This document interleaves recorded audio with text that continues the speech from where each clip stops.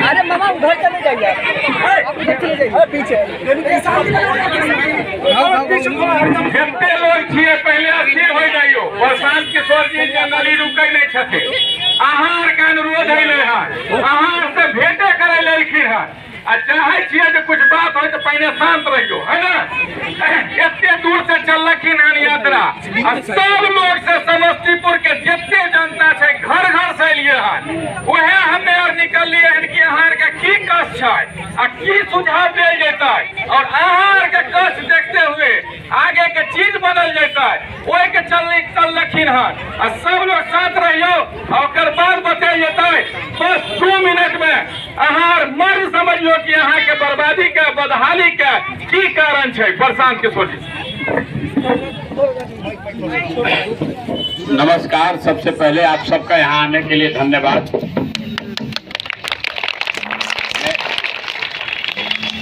मेरा ही नाम है प्रशांत किशोर। ये जो हम अभियान चला रहे हैं इसका नाम है जन सुराज।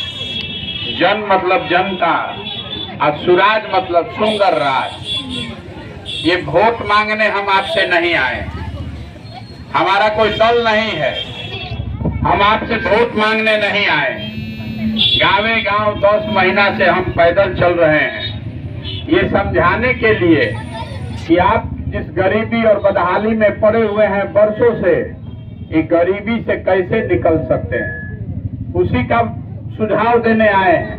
आप उसको सुनिए, समझ में आए तो अपनाइए और ना समझ में आए तो कोई बात नहीं। आपको लगता है कि वोट दे के तो भैया गरीबी दूर नहीं होगा।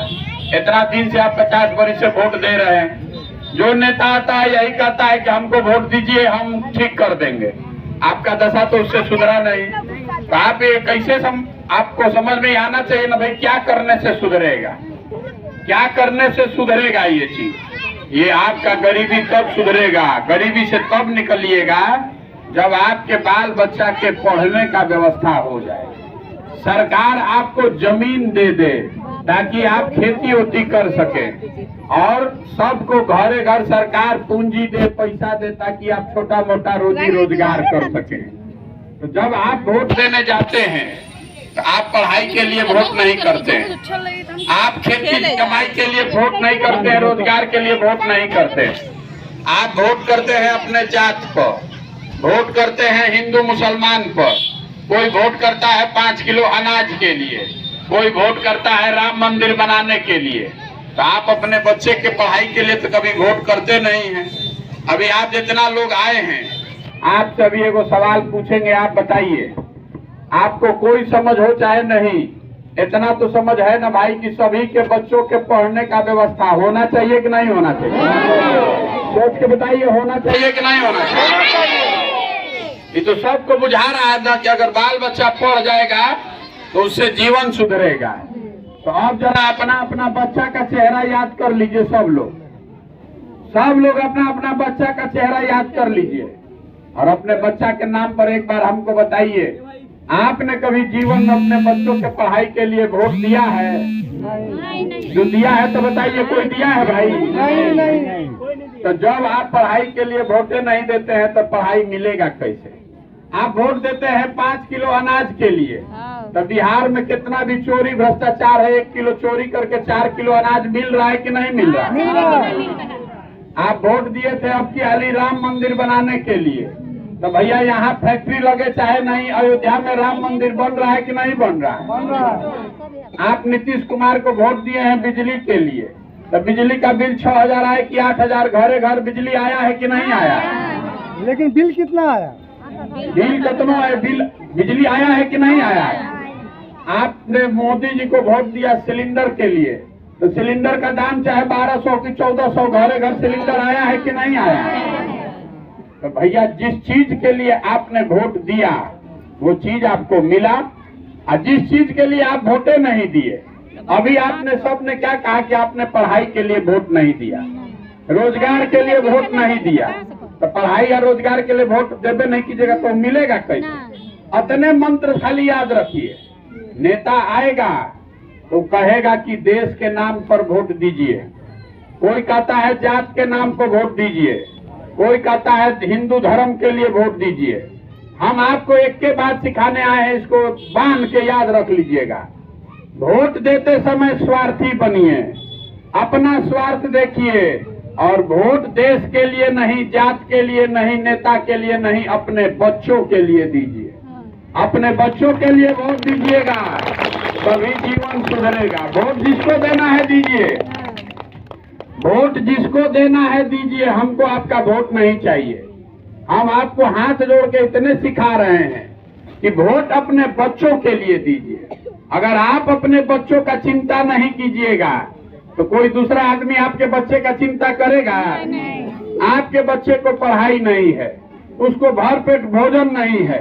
आपका लड़का जवान पढ़ लिख के बेरोजगार बैठा है, लेकिन आपको अपने बच्चे का चिंता नहीं है। आप तो जात का झंडा उठाए हैं, आप धर्म का झंडा उठाए हैं। कभी 5 किलो अनाज पर वोट दे रहे हैं, कभी नाली गली पर दे रहे हैं। तो ये सुधरेगा कैसे? ये सुधरेगा तब जब आप संकल्प लीजिएगा और अपने वोट की कीमत को समझिएगा। आपके वोट का कीमत नाली गली नहीं है, आपके वोट का कीमत 5 किलो अनाज नहीं है। आपके वोट का कीमत है आपके बच्चों का भविष्य, और वो सुधरेगा तब जब उनके लिए पढ़ाई हो, रोजगार हो। हमारे दादा बैलगाड़ी चलाते थे, मजदूर थे, अपने सब बच्चा में पेट काट काट के एगो बच्चा को पढ़ाए। तो हमारे बाबूजी डॉक्टर बने, हमारे बाबूजी ने हमको पढ़ाया है, तो अब न हम खड़ा होकर भाषण दे रहे हैं। जब आपका बच्चा पढ़ेगा ही नहीं तो मजदूर नहीं बनेगा तो कलेक्टर बनेगा। ये बुझाना चाहिए ना भाई। तो संकल्प लीजिए, अगली बार क्या सिखाए? वोट नेता को नहीं, अपने बच्चा के लिए दीजिए, और वोट पढ़ाई और रोजगार के लिए दीजिए।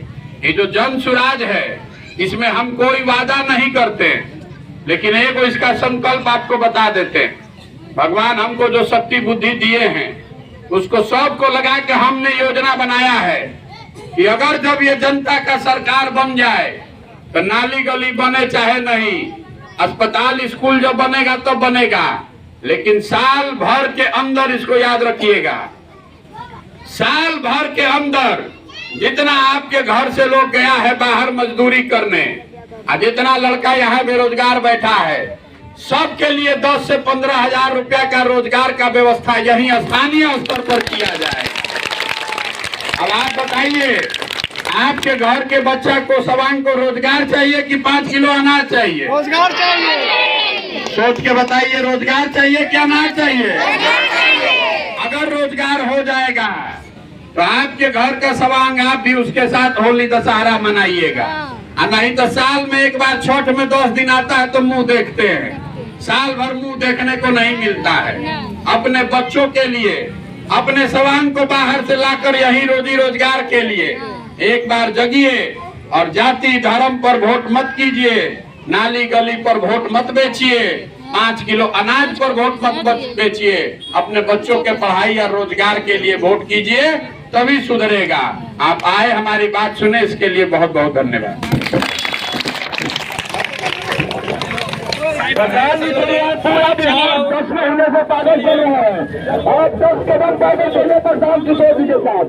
प्रशांत जी 10 महीने से पैदल चले पूरा बिहार, आप 10 कदम प्रशांत किशोर जी के साथ पैदल चले।